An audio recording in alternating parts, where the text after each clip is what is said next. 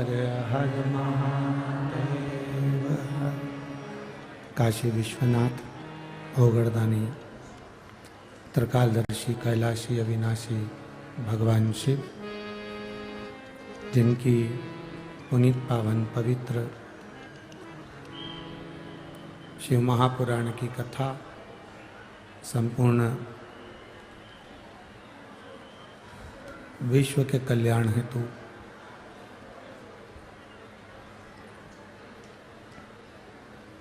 बाबा देवादिदेव महादेव की कृपा से आप और हमको श्रवण करने का सौभाग्य प्राप्त हुआ है।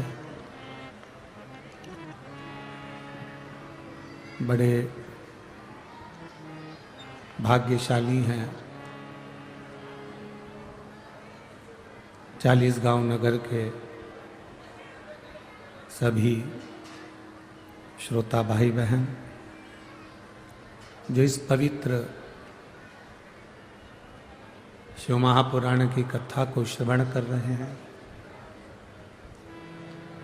और अपने जीवन को सार्थक बना रहे हैं।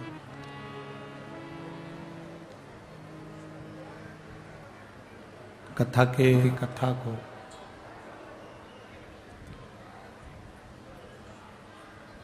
आप और हमको श्रवण कराया है।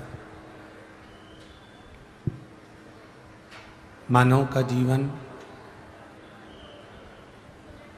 मनुष्य का शरीर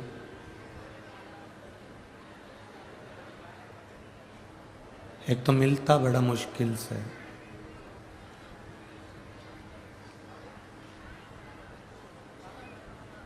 और मान लो यदि मिल भी गया, प्राप्त हो भी गया, तो फिर भगवान का भजन करना कठिन हो जाता है। भगवान की भक्ति करना कठिन हो जाता है। आप यदि मनुष्य का शरीर प्राप्त करने के बाद भी अगर भगवान की कथा सुन रहे हो, मानव का शरीर प्राप्त करने के बाद यदि आप भगवान का भजन कर रहे हो, कथा श्रवण कर रहे हो, तो ये भाई तो आ जाओ। दो ही है ना, 2 लोग हैं। मानव का शरीर प्राप्त कर यदि आप कथा श्रवण कर रहे हैं, भगवान की अविरल भक्ति को प्राप्त कर रहे हैं, तो ये मानकर चलें कि मेरे शिवजी ने अपने गणों में, अपने भक्तों में आपको गिन कर रखा है और आप शिव के हैं और शिव आपका।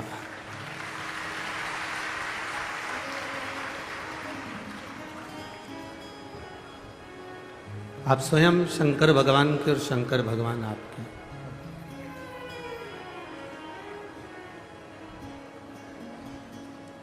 शरीर मिल गया मनुष्य का, मानव का, और वो शरीर मिलने के बाद भी अगर हम भगवान की भक्ति में नहीं डूब पाए, भगवान के भजन में नहीं डूब पाए, तो हमारा जीवन फिर व्यर्थ है, बेकार। जो राम का नहीं वो किसी काम का नहीं। जो भगवान की अविरल भक्ति को धारण नहीं कर पाया, मानव का शरीर प्राप्त करने के बाद भी भगवान के भजन को अपनी जिंदगी में नहीं उतार पाया,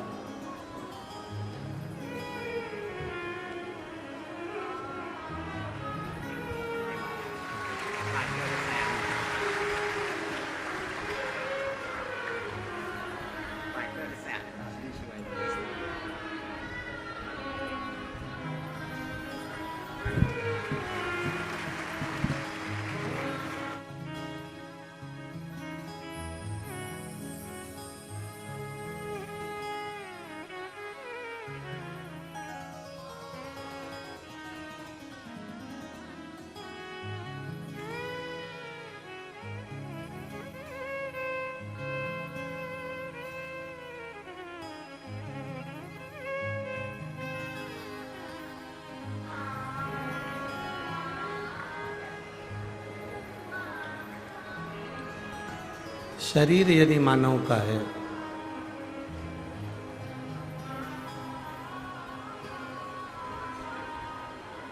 और मानव का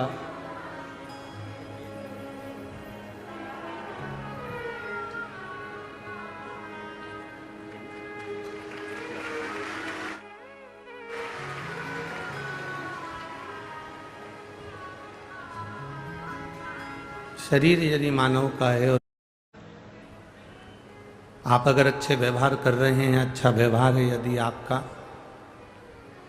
तो आपको मंजिल तक पहुंचने से कोई नहीं रोक सकता। आप मंजिल तक पहुंचोगे जरूर और अपनी मंजिल प्राप्त जरूर करोगे।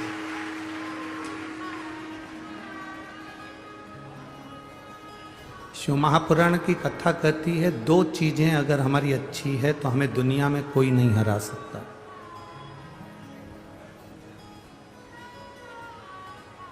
दो चीजें अगर हमारी श्रेष्ठ है तो हमें दुनिया में कोई नीचा नहीं दिखा सकता।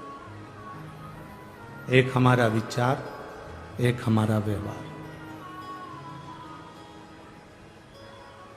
एक विचार और एक व्यवहार, ये दो चीजें श्रेष्ठ हो।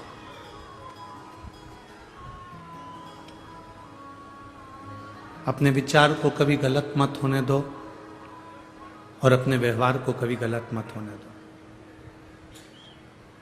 घर में बैठे रहते हैं, परिवार में बैठे रहते हैं तो गलत चीजें सोचने में आती रहती है। क्यों सोचना? हम गलत क्यों सोचें? अगर हमें सोचना है तो हम अच्छा क्यों नहीं सोचें? हमारे भीतर का जो विचार आएगा वो हमारे सामने प्रकट होगा। हम किसी व्यक्ति के लिए, आप 7 ताले में बंद हो जाओ, कमरे में बंद हो जाओ, किसी कमरे के अंदर बंद होकर किसी के लिए गलत सोचना चालू कर दो, वो खुद अपने आप आपके लिए गलत सोचना प्रारंभ कर दे। आप अगर किसी के लिए गलत सोच रहे हो तो वो व्यक्ति आपके लिए गलत सोचेगा, ये पक्का है। आप किसी के लिए अच्छा सोचोगे तो वो अच्छा सोचेगा, ये निश्चित है। हमारे शरीर में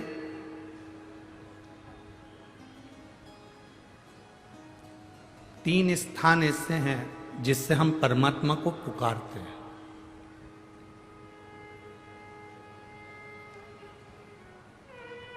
पहला स्थान हमारी नाभि।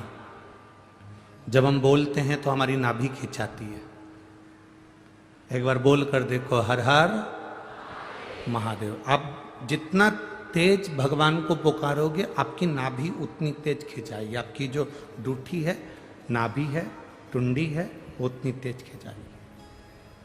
अब यहाँ नाभि को क्या कहते हैं हमें नहीं मालूम, पर पेट पर जो नाभि होती है, डूठी होती है, वो खिंचाएगी।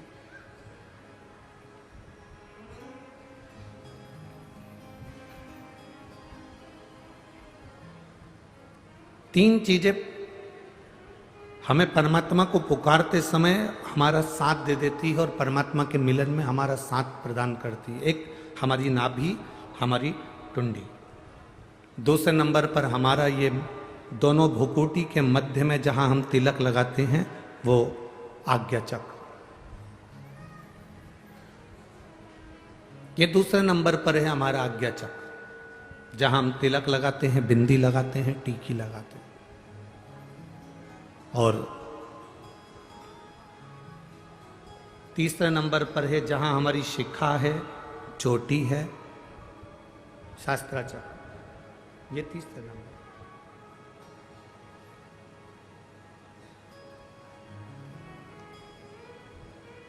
जिस समय जो व्यक्ति ज्यादा बीमार पड़ जाता है, बहुत बीमारियों से ग्रसित हो जाता है, बहुत मात्रा में उसको अगर बीमारी ने घेर लिया, तो शंकर जी पे चढ़े हुए जल का 3 जगह पर अगर वो स्पर्श कर लेता है तो उस व्यक्ति को 15 दिन के अंदर दवाइयां काम करने लगती हैं और वो आराम लगना प्रारंभ हो ही जाता है। कितना भी बीमार व्यक्ति, डॉक्टर कह रहा है इसका अगर 8 दिन के अंदर फीवर नहीं उतरा, 8 दिन के अंदर इसको आराम नहीं लगा तो फिर इसको भर्ती करना पड़ेगा। 10 दिन के अंदर इसको आराम नहीं लगा तो फिर इसको हॉस्पिटल भेजना पड़ेगा। 15 दिन के अंदर अगर इसको आराम नहीं लगा तो हमको ये करना पड़ेगा। 3 जगह पर शिव जी के चढ़े हुए जल का स्पर्श कराओ। शंकर जी पे चढ़े हुए जल को लेकर आओ कटोरी में, लोटे में, उसका स्पर्श हमारी नाभि पर हो, उसका स्पर्श हमारे जहां हम तिलक लगाते हैं उस जगह पर 3 उंगली से उसका स्पर्श, ब्रह्मा विष्णु महेश हमारे आज्ञा चक्र पर उसका स्पर्श हो, और उसी जल का स्पर्श हमारे मस्तक पर। आप 4 से 5 दिन लगातार भगवान शंकर पे चढ़े हुए जल का स्पर्श 3 जगह पर करते रहेंगे तो व्यक्ति कितनी भी बीमारी से घिरा हो उसको 15 दिन के अंदर उठकर खड़े होना ही पड़ता है।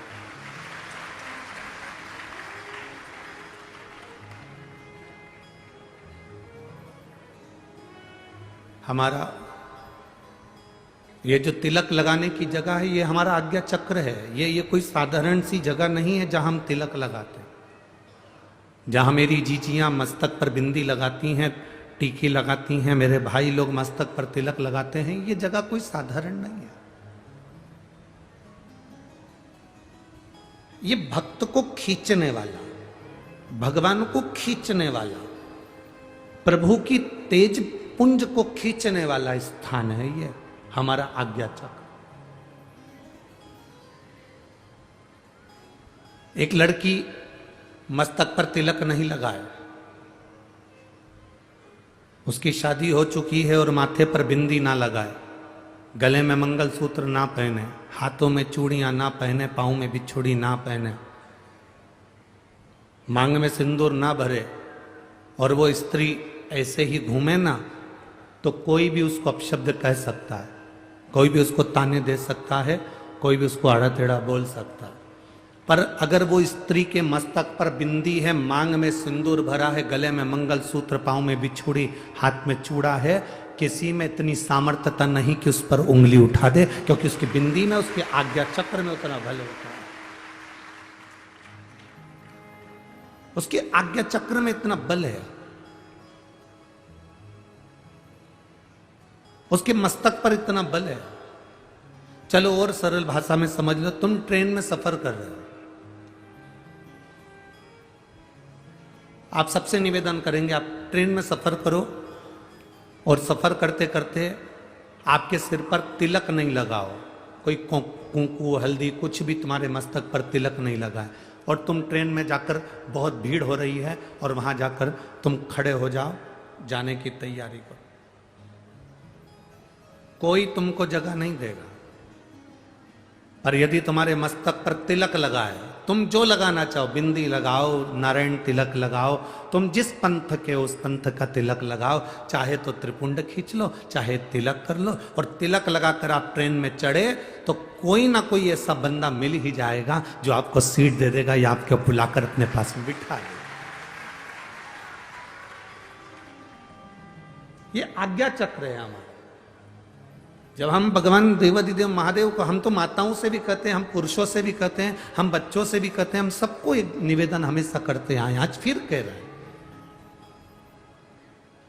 40 गांव की पवित्र भूमि से हम तो इतना कहना चाहेंगे कि आप अगर शंकर जी के मंदिर में जाते हो, जल लेकर आते हो, आचमन करते हो, तो वहां से जब आओ तब उस भगवान शंकर के चरणों के उस जल को अपनी नाभि स्थल पर, अपने मस्तक पर और अपने सिर के ऊपर उस जल का स्पर्श जरूर करें, उसका फल मिलेगा।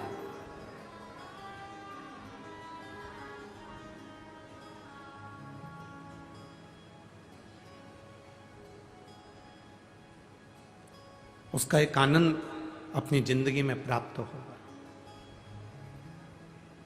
क्यों मस्तक पर भस्म लगाते हैं? आखिर शिवजी पे चढ़ी हुई भस्म का इतना प्रभाव क्या है? शंकर भगवान पर चढ़े हुए भस्म का, त्रिपुंड का इतना प्रभाव क्या है? लिंगायत शिव संप्रदाय के अंतर्गत मस्तक पर त्रिपुंड खींचा जाता। यहां अगर कोई लिंगायत शिव संप्रदाय के बैठे होंगे तो उनके स्मरण में होगा। लिंगायत शिव संप्रदाय के अंतर्गत मस्तक पर त्रिपुंड लगाया जाता है। उस त्रिपुंड का भाव क्या है? क्यों, किस लिए? एक कथा बड़ी सुंदर है, आप लोगों ने स्मरण में लिया होगा। दुर्वासा बाबा का जब प्रागट्य हुआ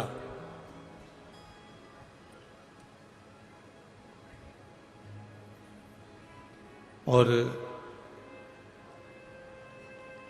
दुर्वासा ऋषि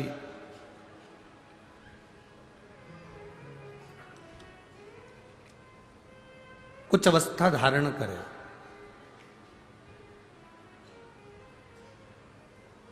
और दुर्वासा ऋषि थोड़ी सी अवस्था धारण करने के बाद वो तप साधना में लीन होने लगे।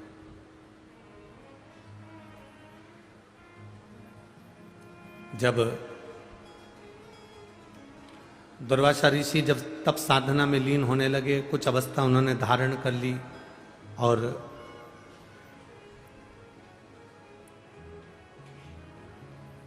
दुर्वासा जी जब एक अवस्था धारण कर कर तप साधना में लीन होते हैं, एक बार उनके मन में आया कि मैंने बैकुंठ बहुत देखा, मैंने ब्रह्मलोक बहुत देखा, मैंने इंद्रलोक बहुत देखा, मृत्युलोक का भी मैं बहुत भ्रमण करा हूं। दुर्वासा जी के मन में एक भाव जागृत हो गया कि मैंने सारे लोक देखे हैं, केवल एक लोक देखना रह गया है, वो है नरक लोक।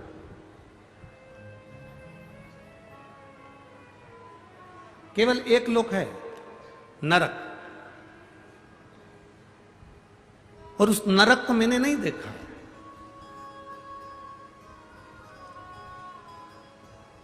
मेरी जीजियों, मेरे जीजाओं, मेरी बेटियों, बेटाओं, मेरी माताओं, मेरे भाई, संत साधु गुरुजन सब इस कथा में बैठे हैं और माननीय श्री उन्मेष जी पाटिल जी सांसद महोदय इस कथा को करवा रहे हैं। बड़े ध्यान से सुनना इस कथा कि एक मस्तक पर त्रिपुंड लगा हुआ, भस्म लगा हुआ, शंकर जी के चढ़े हुए जल का मात्र मस्तक पर त्रिपुंड धारण कर लेना, शंकर जी पे चढ़े हुए जल को मात्र अपने शरीर पर छींट लेना, शंकर जी पे चढ़े हुए जरा से निर्माल्य को अपने शरीर से छुआ लेना, शंकर जी पे चढ़े हुए भस्म को अपने सिर पर मस्तिष्क पर धारण कर लेना, और उस निर्माल्य की क्या पूंजी है, उस निर्माल्य का फल है।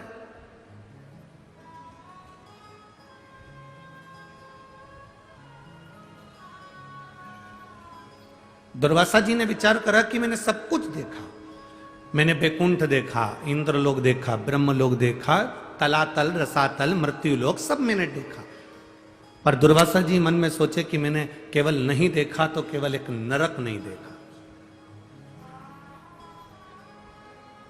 मैंने नरक नहीं देखा, एक बार मुझे नरक देखना। और दुर्वासा जी शिव जी का पूजन करे, त्रिपुंड धारण करे, और त्रिपुंड धारण कर कर उनने भस्म का त्रिपुंड लगाकर और दुर्वासा जी नरक में चले गए।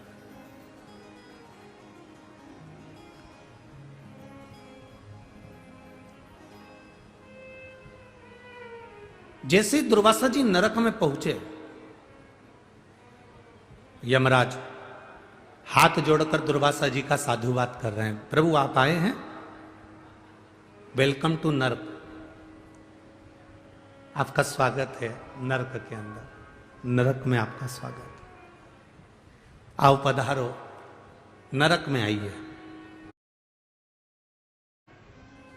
मरोगे तो भी तुम्हारा स्वागत है। शमशान जाने से पहले ढोल नगाड़े बैंड बाजे तुम्हें सजा धजा के राम नाम, अरे बोलो बोलो जम के बोलो जरा, राम नाम सत्य है, बोलते बोलते स्वागत करते करते तुमको लेकर जाएंगे, हर जगह तुम्हारा स्वागत, जन्म में भी मृत्यु में भी, प्रत्येक जगह। स्वर्ग गए तो वहां स्वागत है, इंद्रलोक गए तो वहां स्वागत है, जहां तुम जा रहे हो वहां तुम्हारा। अब जैसे ही दुर्वासा बाबा नरक में गए तो नरक में जाते से दुर्वासा जी का स्वागत हुआ, वेलकम नरक, आओ ये नरक में आपका दरवाजा खुला है, आइए।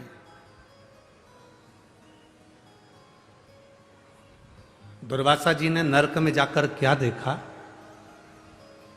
कुंभीपाक नरक में पहुंचे और उस कुंभीपाक नरक में दुर्वासा जी, एक कुंड बना हुआ था जिस कुंड में पापियों को पटका जाता था। उस कुंड में पापियों को गिराया जाता था और जिस कुंड में पापी गिरते हैं उस कुंड में दुर्वासा जी ने देखा कि पूरे नरक में लोग त्राही त्राही कर रहे हैं, चिल्ला रहे हैं, चीख रहे हैं, कुंड में भी लोग फंसे हुए हैं। और उसी समय पर दुर्वासा जी ने विचार करा कि इतना विशाल कुंड है नरक के अंदर, इतना विशाल तालाब बना हुआ है नरक के अंदर, चलो मैं इस तालाब में एक बार जरा झांक कर देखूं कि है कौन। और जैसे ही दुर्वासा ऋषि उस नरक में, उस कुंड में नीचे झांके, झांकते से दुर्वासा जी क्या देखते हैं कि उस कुंड में से, नरक के उस कुंड में से एक बैकुंठ जैसा सुंदर एक स्थान प्रकट हो जाता है और जिसको बैकुंठ कहा जाता है। बड़ा सुंदर बैकुंठ प्रकट हो। अब नरक और नरक के अंदर कुंड, और कुंड में क्या प्रकट हो गया? जम के बोलो जरा, अच्छा आवाज आना चाहिए हमारी तक कि क्या प्रकट हुआ? बैकुंठ प्रकट हुआ। कितना आश्चर्य है, कितना बड़ा आश्चर्य, जरा विचार करिए। नरक, नरक में भी सबसे कठोर नरक कुंभीपाक नरक, और कुंभीपाक नरक में जो कुंड बना है उस कुंड में क्या प्रकट हो गया? बैकुंठ। उसमें बैकुंठ प्रकट हो। दुर्वासा जी के मन में खलबली मच गई, नरक के अंदर बैकुंठ कैसे आ सकता है? ये नरक के अंदर ये बैकुंठ कैसे प्रकट हो सकता है? खलबली मच गई। जैसे ही खलबली मची, सामने थोड़ी दूर पर यमराज आए। यमराज ने आकर हाथ जोड़े दुर्वासा जी के, प्रभु क्या बात है, आज आपका चेहरा बड़ा उदास दिख रहा है, क्या हुआ क्या है? दुर्वासा जी बोलते हैं, मेरे को समझ में नहीं आ रहा है कि मैं नरक घूमने के लिए आया था, नरक में भी कुंभीपाक नरक घूमने आया था। कुंभीपाक नरक में एक कुंड है, उस कुंड में मैंने दर्शन करा, उस कुंड में मैंने जैसे ही झांका, झांकते से ही मैंने जीवों को चिल्लाते हुए सुना था, उसमें जैसे ही झांका, झांकते से उसमें बैकुंठ प्रकट हो गया। समझ में नहीं आता ये बैकुंठ कहां से आया। यमराज हाथ जोड़कर बोले, प्रभु दुर्वासा जी कुछ नहीं, बैकुंठ कहां से प्रकट हुआ है मैं आपको बताता हूं। आप शंकर जी की पूजन कर कर अपने सिर पर भस्म धारण कर कर आए थे, जब आप कुंड में झांक रहे थे आपके मस्तक की भस्म उसमें गिर गई थी और उससे बैकुंठ प्रकट हो गया। केवल मस्तक की भस्म जब आप झांक रहे थे, झांकते समय मस्तक की भस्म उसमें गिर गई थी और वो भस्म गिरने से बैकुंठ प्रकट हो गया। कहां प्रकट हुआ? जम के बोलो जरा। नरक में। नरक में भी कुंभीपाक नरक में, और कुंभीपाक नरक में भी ऐसे कुंड में जिसमें जीवों को तड़पाया जाता था, पटका जाता था, उस कुंड में बैकुंठ प्रकट हो जाता है। शिव महापुराण की कथा कहती है, जब शंकर जी के चढ़ी हुई भस्म सिर पर लगाकर हम जाते हैं और वो भस्म जहां पर भी जाकर थोड़ी सी भी गिरती है तो हम जैसे पापियों का उद्धार करने के लिए बैकुंठ को प्रकट कर देती है। बैकुंठ को प्रकट कर।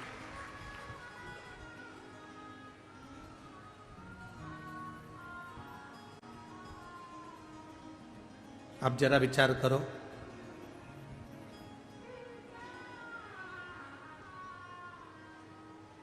कल कोई कह रहा था, गुरुजी, ऐ गुरुजी, आप कहते हो कि जहां शिव पुराण होती है वहां की मिट्टी भी चंदन हो जाती, क्यों नहीं? क्यों नहीं हो सकती?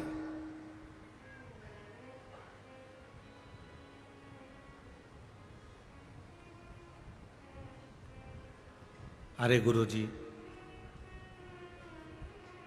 कितनी गंदगी करते हैं लोग।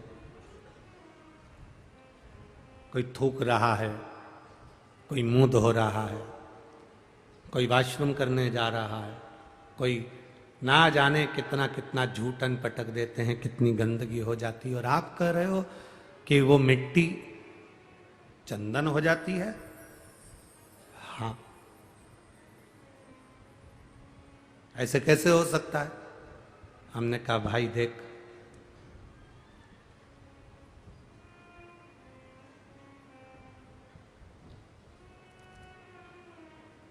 पैसा जो होता है ना, उस पैसे को चाहे तुम मुर्दे के ऊपर पटक दो, चाहे गंगा के जल में पटक दो, पैसे की कीमत कम होती है क्या? अरे बोलो तो जम के, नहीं होती।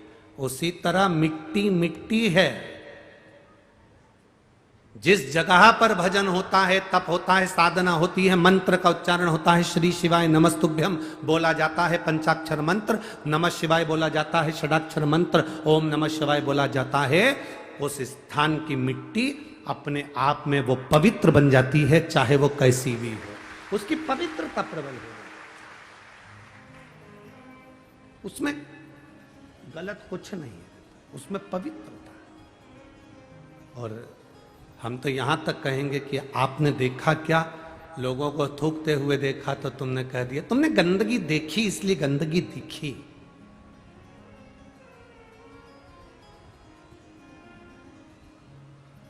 सीहोर भी लोग आते हैं ना, कुबेरेश्वर धाम पर लोग आते हैं। आप लोगों में से भी कई लोग आए होंगे। कई लोग आकर कहते हैं, अरे गुरुजी थोड़ी व्यवस्था तो ठीक करना चाहिए, यहाँ तो हर कहीं लोग बैठ जाते हैं, कंकर शंकर पूजन करा वहीं छोड़ देते हैं, लोग लांग कर जा रहे हैं, जूता चप्पल उधर से निकाल कर जा रहे हैं, कोई कहीं से जा रहा है, कोई कहीं से जा रहा है, कोई कहीं से जा रहा है। जरा विचार करिए, जो पूजन कर रहा है वो कंकर में भी शंकर का दर्शन कर कर पूजन कर रहा है, और उसके दर्शन में भी अगर तू खोट निकाल रहा है तो तेरा आना ही व्यर्थ, तेरा कुबेरेश्वर धाम आना ही व्यर्थ है। क्योंकि इस कुबेरेश्वर धाम की तो संपूर्ण भूमि कंकर शंकर की। आप बैठे, भजन करा, तप करा, साधना करी, श्री शिवाय नमस्तुभ्यम जपा, आपने पूजन करी, पूजन कर कर वो कंकर को वापिस आप एक स्थान पर डाल दिया, या पूजन करने के बाद वो कंकर आप अपने साथ लिया, वो आपके ऊपर निर्भर कर। मानो तो मैं गंगा मां हूं और ना मानो तो बहता। ये आपका भरोसा आपके ऊपर निर्भर करता है। एक पत्र है, देखिए,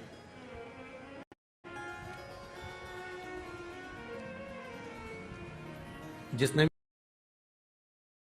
भी पत्र भेजा उनसे निवेदन है, आपकी पूरी मेडिकल की फाइल आपने लगाई है, पर निवेदन है इस पूरी मेडिकल की फाइल को आप वापिस लेकर जाना, जिससे आपके पास में ये कॉपी रहे।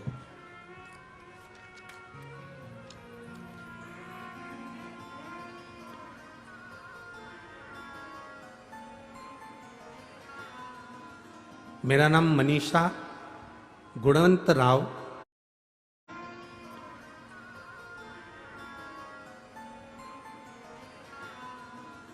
मेरा नाम मनीषा गुणवंत राव सोनबड़े, मुकाम पोस्ट कर मूड। ठीक है बोला कि गड़बड़ बोला? ठीक है ना? हाँ, तुम लोग समझ जाओ बस है, बाकी के तो जाने दो उसको। मुकाम पोस्ट कर मूढ़, तहसील 40 गांव, जिला जलगांव। मोबाइल नंबर ये कहीं बैठी हैं का? देख कहीं, हाँ ऐसे हाथ हिला दो, ठीक है। जिला जलगांव में 40 गांव तहसील की रहने वाली हूँ। मेरे पति की अचानक पेट में दर्द होने लगा। हम सभी परिवार वाले 40 गांव के सुमन हॉस्पिटल के डॉक्टर साहब के पास में दिखाए। फिर डॉक्टर साहब ने बताया कि इनकी किडनी में पत्थरी है। डॉक्टर ने ऑपरेशन की सलाह दे दी, क्योंकि शुगर की बीमारी के कारण मेरे पति की किडनी कमजोर थी। डॉक्टर ने कहा आपका मन पड़े आप जिस हॉस्पिटल में ले जाकर ऑपरेशन करा सकते हो और इनको ले जा सकते हो।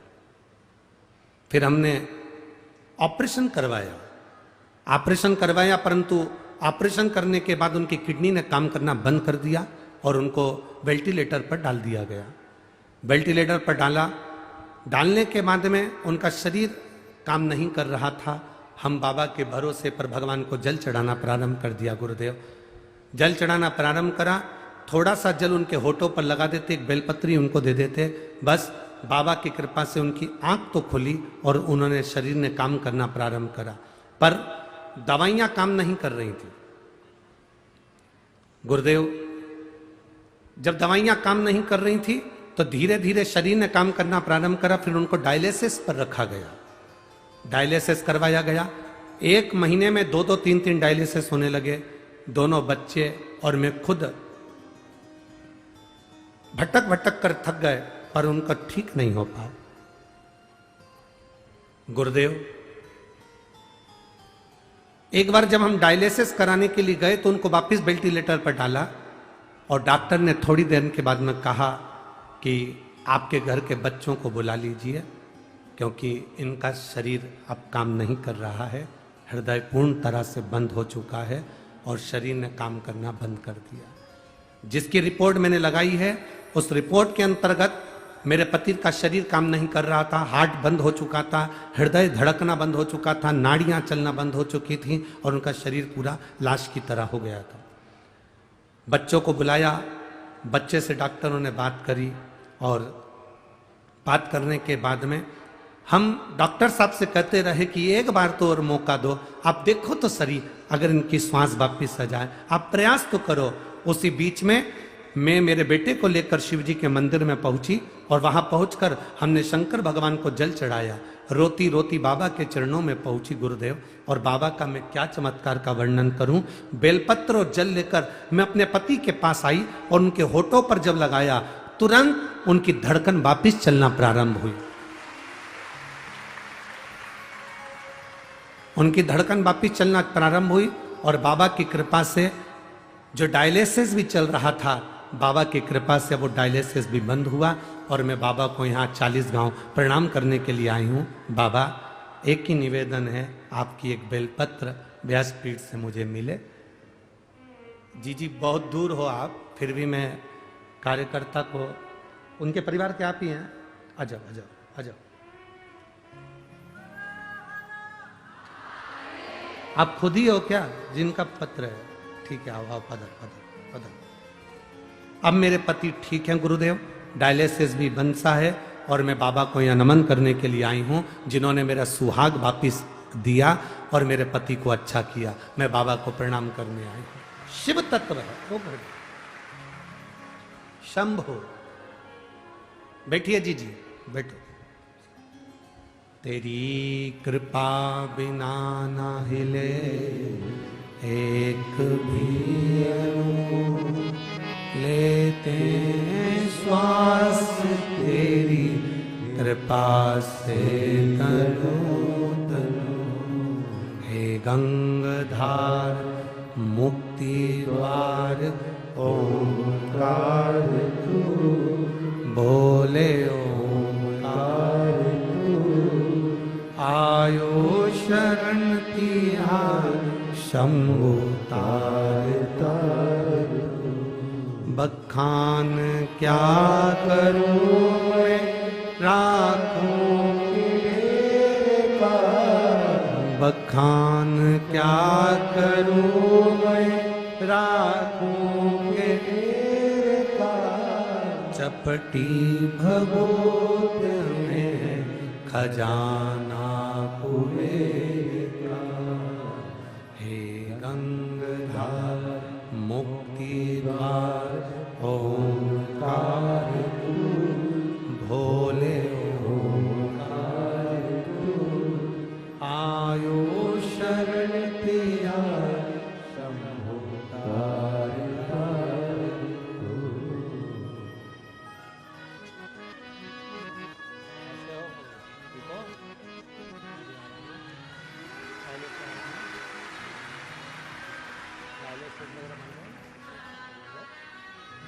डायलिसिस पूरा बंद हो गया।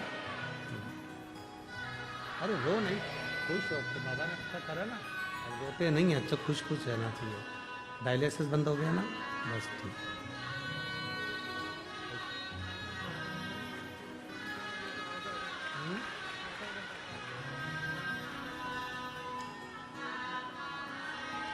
बोल रहे हैं आधा घंटा मेरे प्राण नहीं थे, आधे घंटे तक मैं मर चुका था, पर आधे घंटे के बाद जैसे ही बेलपत्र और जल मेरे होठों पर आया, मेरे प्राण मेरे बाबा ने वापस दिए।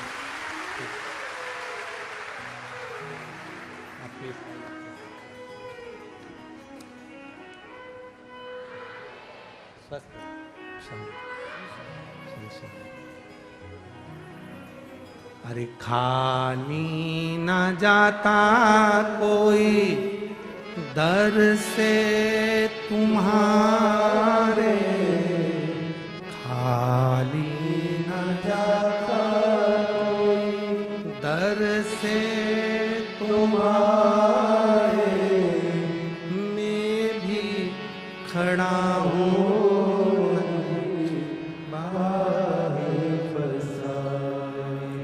अपने हृदय से लगा लो, गिरा जा रहा हो, उठा लो, उठा भोले अपने दर से अब तो न टालो, गिरा जा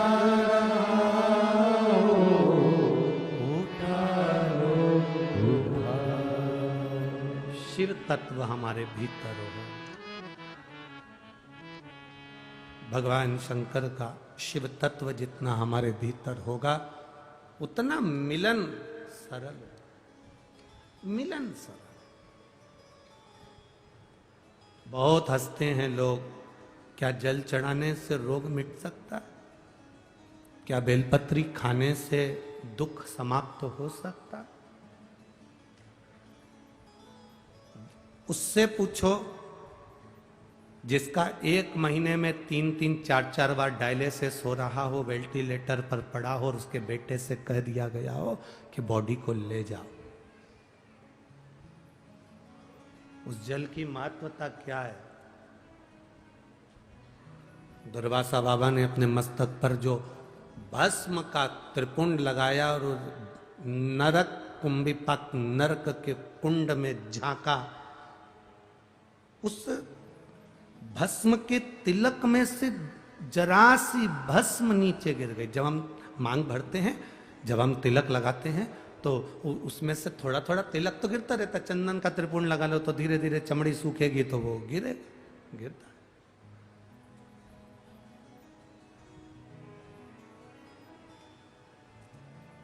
कितना महत्व वो कुंभिपाक नरक में भी बैकुंठ प्रकट कर देता है। बैकुंठ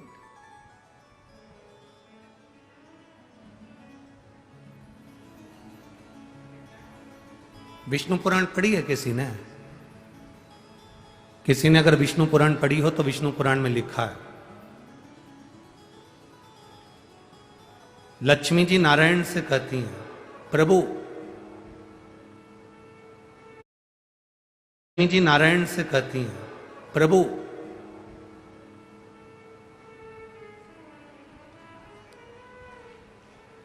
संसार में इतने सारे साधु सन्यासी तपस्वी साधक उपासक भजन करने वाले तप करने वाले सब मरते हैं, प्राण छूटते हैं सबके। जो आया है मृत्यु लोक में उसको जाना है। विष्णु पुराण में लक्ष्मी जी नारायण से कह रही हैं, संसार में जन्मा हुआ प्रत्येक मनुष्य मरता है और उसके प्राण छूटते हैं।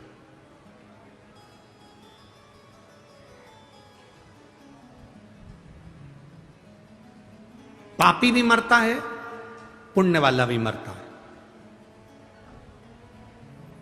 पापी भी मरता है और पुण्य वाला भी मरता है। पर दुनिया में दीपावली तो हर साल मनाई जाती है। लक्ष्मी जी भगवान नारायण से पूछती हैं कि बैकुंठ में दीपावली कब मनाई जाती है? तो नारायण कहते हैं, जब कोई शंकर का भक्त शिव की आराधना करते करते जल चढ़ाने के बाद मेरे पास पहुंचता है, तब बैकुंठ में दिवाली उसका कारण विष्णु पुराण में लक्ष्मी जी पूछ रही है कि बैकुंठ में दिवाली, एक शंकर का भक्त आता है और बैकुंठ में दीपावली मनती है। आपका भक्त आता है तो क्या दिवाली नहीं मनती? भगवान कहते हैं नहीं। ब्रह्मा जी का कोई भक्त आता है तो दिवाली नहीं मनती? नहीं। पर शंकर का कोई भक्त प्राण छोड़ने के बाद जब आता है तो बैकुंठ में दिवाली मनती है। तो पूछा, ये बैकुंठ में दिवाली शंकर के भक्त के आने से क्यों मनती है? तो भगवान नारायण कहते हैं, शिव का भक्त जब हमारे पास में आता है, उसके शरीर की तरंगों में, उसके शरीर, उसकी आत्मा के रोमावली में, उसके जीव के भीतर उसने इतना शंकर का जल चढ़ाया होता है, इतना शंकर का त्रिपुंड लगाया होता है, शंकर के जल को अपने मस्तक पर चढ़ाया होता है, आज्ञा चक्र पर लगाया होता है, शंकर के जल को उसने पिया हुआ होता है, शंकर के जल को चढ़ा चढ़ाकर उसकी एक एक हृदय की रोमावली में, उसके हृदय के अंदर शिव ऐसा समा जाता है कि वो जीव जब बैकुंठ में आता है तो 33 कोटि देवी देवता उस जीव की आत्मा की तरंग से बैकुंठ का फल प्राप्त कर लेते हैं। इतना आनंद की अनुभूति शिव के भक्त से होती है।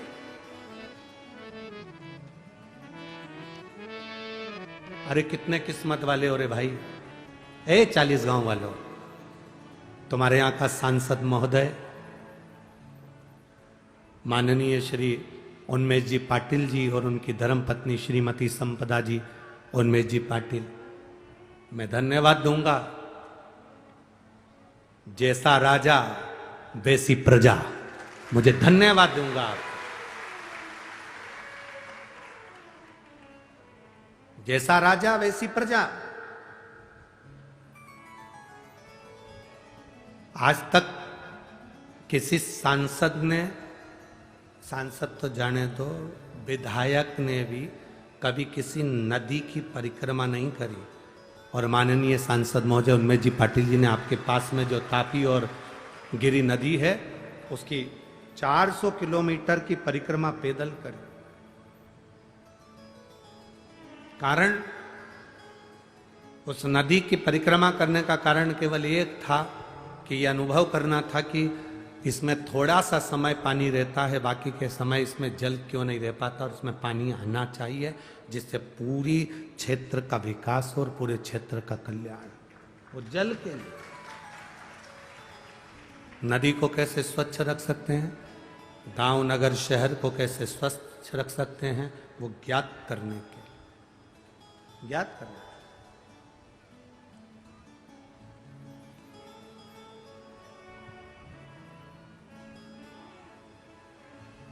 तुम साधारण 40 गांव की पवित्र भूमि पर रह रहे हो, हम तो कहते हैं कि धन्य है जो ये पवित्र कथा आप लोगों के बीच में पहुंची। ये कथा 2027-28 से पहले 40 गांव नहीं आती, 2028 के पहले ये 40 गांव आ गए, क्योंकि कथाओं की बुकिंग लगभग 2027 तक फुल है। अब 2028 की बुकिंग होनी चालू है। पर कोई कथा यदि कैंसिल होती है और कोई लिखाकर चले जाता है कि यह कथा अगर हमको मिल जाए, हम 5 दिन में, 8 दिन में, 10 दिन में व्यवस्था कर सकते हैं, तो वहाँ फोन कर दिया जाता है समिति की ओर से कि कथा कैंसिल हुई, आप व्यवस्था कर सकते। और धन्य है 40 गांव की पवित्र भूमि के सभी रहने वाले रहवासी, जिन्होंने इतनी मेहनत कर कर इस कथा को यहाँ आयोजित किया।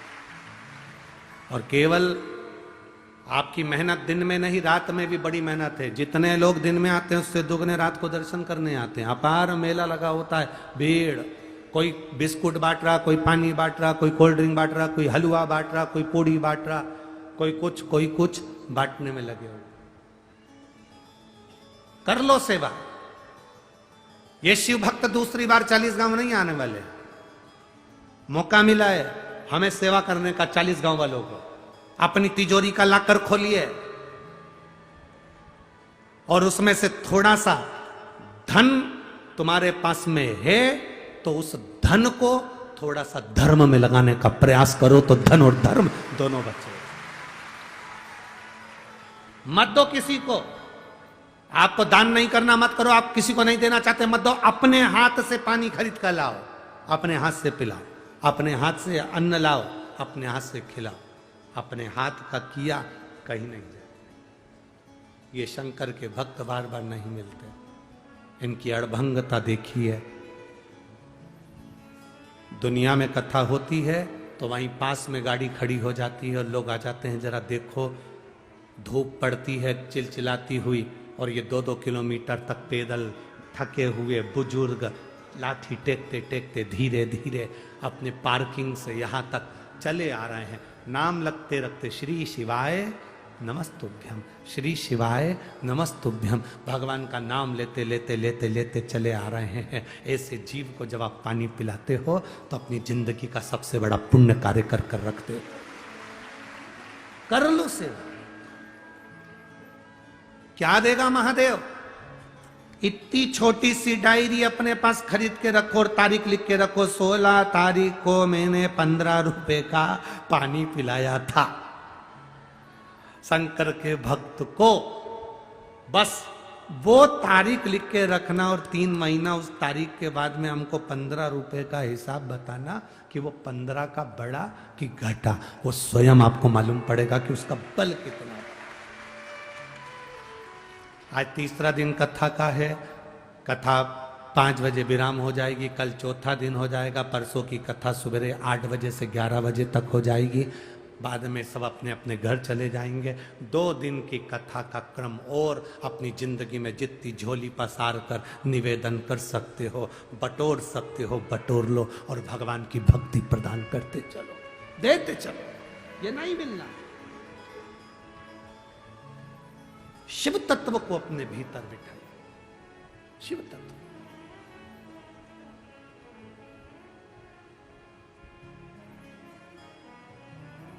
आज कोई कह रहा था गुरुजी अवध में राम आ रहे हैं। हमने कहा अवध में राम आ रहे हैं ऐसा नहीं है। जहां राम है वहां अवध है। जहां अवध है वहां राम नहीं है, जहां राम है वहां अवध है। आप अपने अपने नगर में, शहर में, गांव में, खेड़े में 22 तारीख को दिए जलाओगे, झालर लगाओगे, मिठाइयाँ बनाओगे, पूजन करोगे, पाठ करोगे, आरती करोगे दोपहर के 12 बजे, तो समझ लेना कि राम अवध में नहीं, तुम्हारे गांव में राम आए हुए हैं, तुम्हारे नगर में राम। कितनी सुंदर 2 लाख दिए कलर कर कर, 2 लाख दिए कलर कर कर राम जी का सुंदर चित्र बनाया है 2 लाख दिए से। मैं आस्था चैनल वालों से भी कहूंगा कि उसका फोटो पूरे आस्था चैनल पर दिखाएं कि यहाँ 40 गांव के भक्तों ने कितनी मेहनत करी है। 2 लाख दिए कलर करा। कलर करने के बाद में राम जी का चित्र, राम मंदिर का चित्र, अयोध्या का चित्र 2 लाख दिए से निर्माण किया। उसको आस्था चैनल पर जरूर दिखाओ। 2 लाख दीप से।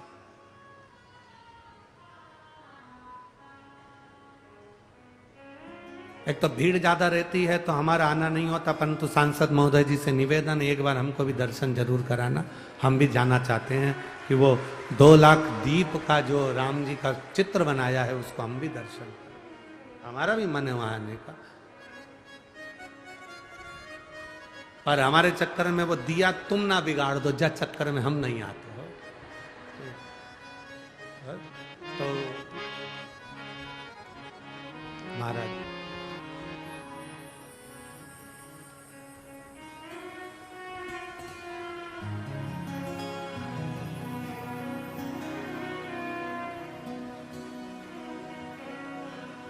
तो बहुत जरूरी है महाराज।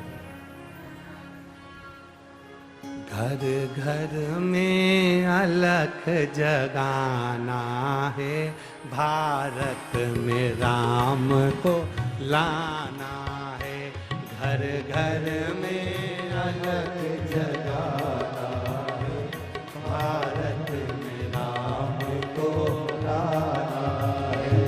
भारत में राम को लाना है, भारत में राम को लाना है, अपने घर में राम को लाना है, अपने घर में राम को लाना है, हर घर में दीप जलाना है, घर घर में राम को लाना है, घर में दीप जलाना है, सब गाइए। घर में राम को लाना है, घर घर में दीप जलाना है, घर घर में दीप जलाना है, घर घर में दीप जलाना है, घर घर में दीप जलाना है, घर घर में अलख जगाना है, अपने घर को राम लाना है, घर घर में अलग जगाना है, भारत में राम को लाना है।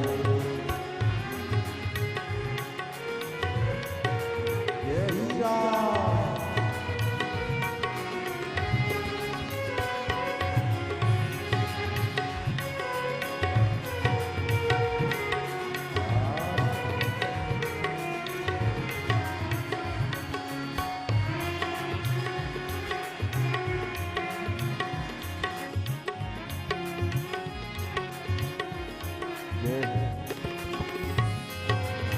राम।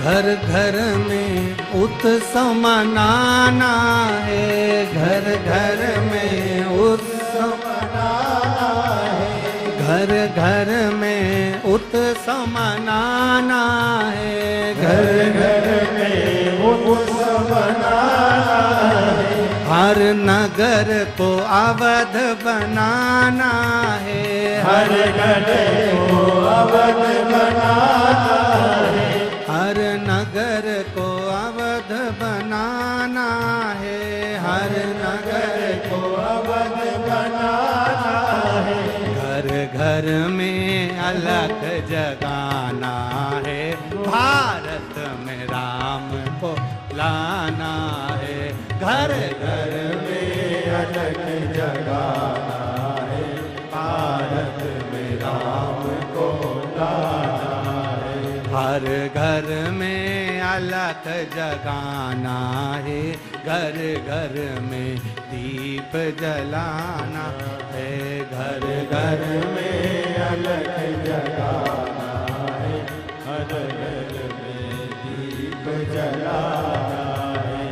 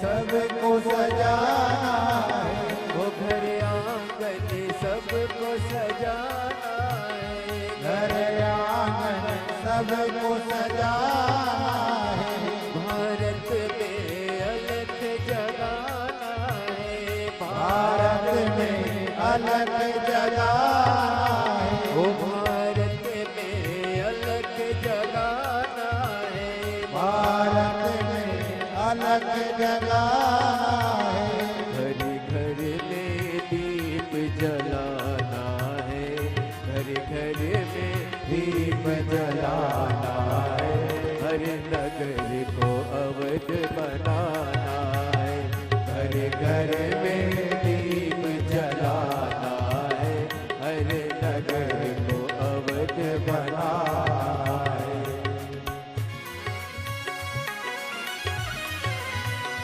जय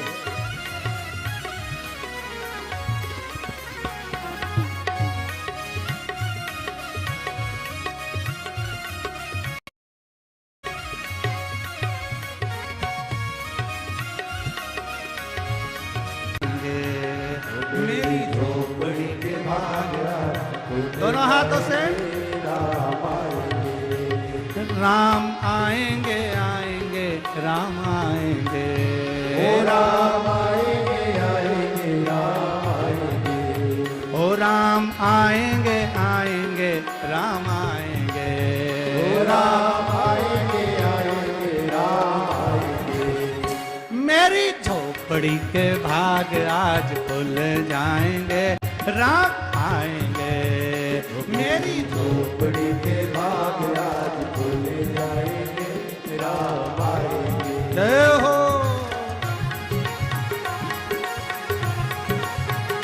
जय हो राधे।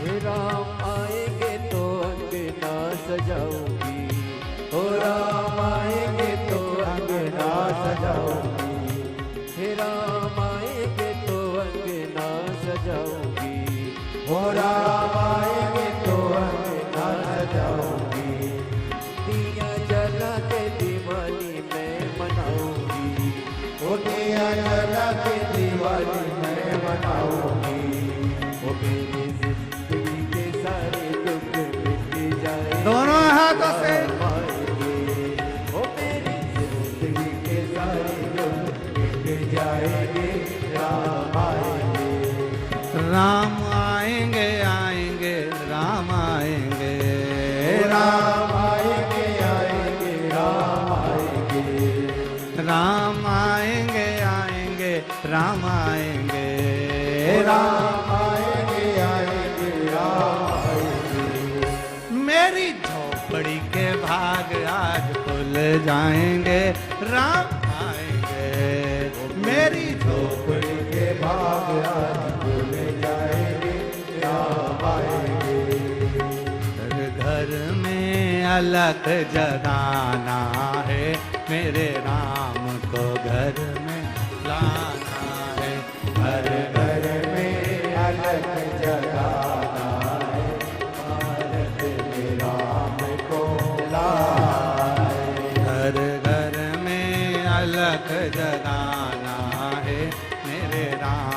हमको घर में लाना है, हर घर में अलग जगाना है, हमको घर में लाना। हार हार महादेव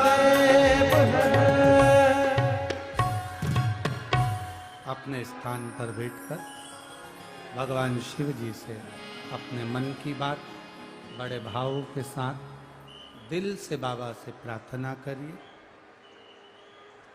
दिल से निवेदन करिए, जहाँ जगह मिले वहाँ बैठकर बोलिएगा बाबा से।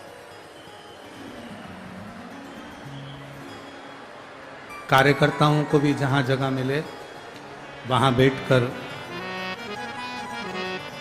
भगवान शिव जी से अपने मन की बात भाव के साथ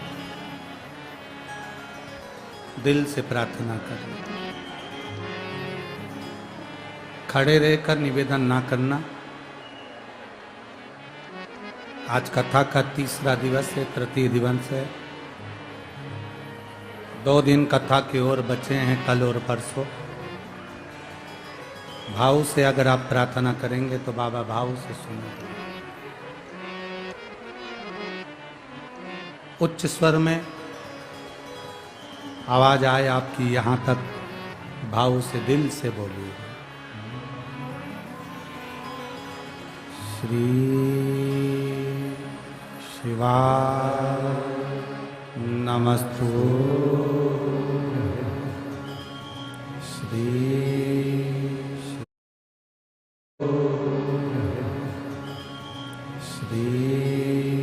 शिवाय नमस्तु।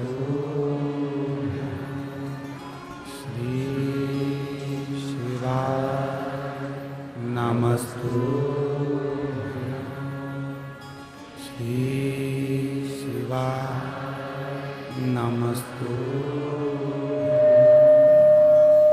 श्री शिवाय नमस्तु। भोला सब दुख काटो, ओ भोला सब दुख काटो। शिव शंकर जपो तेरी माला, भोले बाबा जपो तेरी माला। भोला सब दुख काटो, ओ भोला सब दुख काटो। वेश है मंगल मंगलकारी, वेश है मंगल मंगलकारी। शमशान वासी हमारा, शमशान वासी हमारा। ओ भोला सब दुख काटो, ओ भोला सब दुख काटो। शिव कथा कहती है, भगवान शंकर का संवाद कहता है, विचार व्यवहार अच्छा रखिए।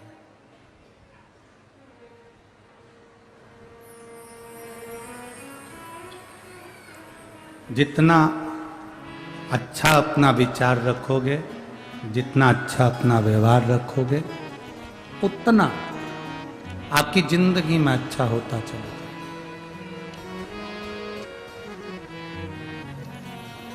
दुर्वासा बाबा के मस्तक का जरा सा त्रिपुंड का भस्म कुंभीपाक नरक के उस कुंड में जाता है और वैकुंठ बना देता है। लोग कितना भी हंसें, अपने मस्तक पर शिवजी पे चढ़े हुए जल का आप चंदन कंकु नहीं लगा सकते तो कम से कम उस जल को तो अपने मस्तक पर लगाओगे। दिखता है क्या? लगा लिया, ठीक है,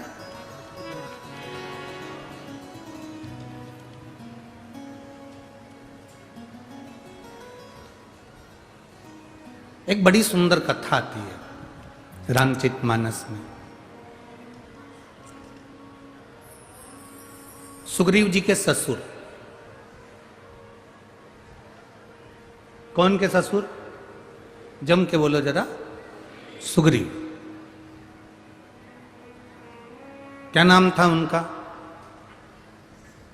आप कहोगे गुरुजी हमको तो हमारे ससुर का नहीं मालूम, तो सुग्रीव के ससुर की बात करेंगे।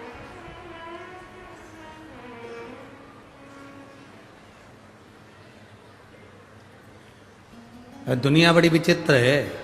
एक लड़का तीर्थ करने जा रहा था उसकी पत्नी के साथ, तो अपने दोस्त के पास गया। दोस्त से बोला मैं तीर्थ करने जा रहा हूँ। बहुत अच्छी बात है, मेरा मन करता है कि मैं सिगरेट, गुटखा, पाउच सब छोड़ दूं। दोस्त और खुश हुआ, इससे बढ़कर और क्या खुशी होगी, छोड़ दे। पर समझ में नहीं आ रहा किसके पास छोड़ूं।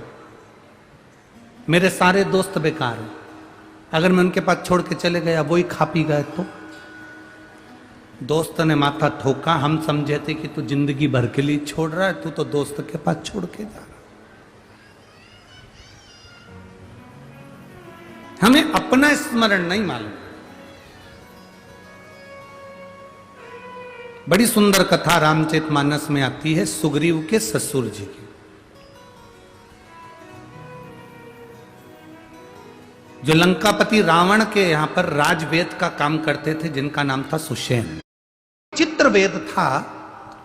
सुग्रीव जी के जो ससुर जी थे सुषेण वेद, लंकाधिपति रावण के जो राजवेद थे सुषेण वेद, ये इतने विद्वान थे, इतने विद्वान, जिन्होंने लक्ष्मण जी को जीवित किया था।